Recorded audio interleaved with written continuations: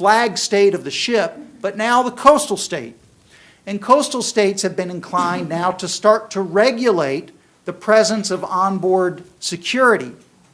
Under Article 19, coastal states are entitled to regulate security that has some sort of, quote, disturbance of the peace on the coastal state. And coastal states have taken this as sort of a liberal reading and said, well, we don't like guns, and therefore the presence of those weapons on board the state is creating problems. Now, the second issue with regard to the use of force is simply as complicated because each of these states have different rules with regard to the use of force.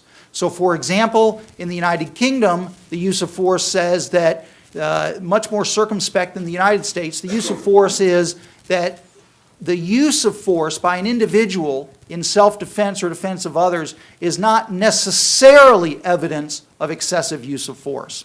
So it's much, a little more constrained than the United States.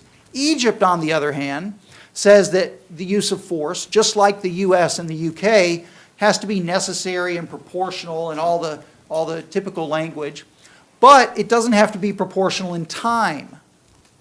And that means that if somebody breaks into your house and then you eventually get the better of them and chase them into the yard, you can shoot them in the back. Whereas in the United States, that probably, or the United Kingdom, that probably would not be an option.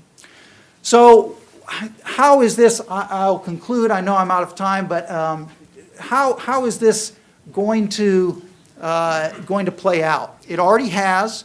Private security have used deadly force. They've killed pirates, and there's not been any major or consequential legal follow-up. There will be. You may be familiar with the case of the Indian Marines, or the Italian Marines on board the ship that was off the coast of India, and they were arrested by India, and their case is now before the Supreme Court because they killed 2 Indian fishermen that they say they mistook for pirates.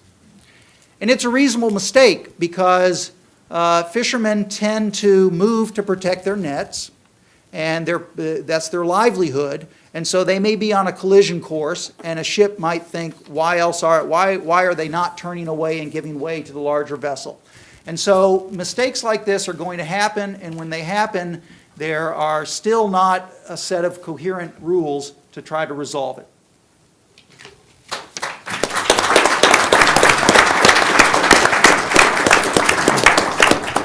Well, we've traveled through the Western Pacific and then the Indian Ocean, and we're now headed home. And, yes, sir.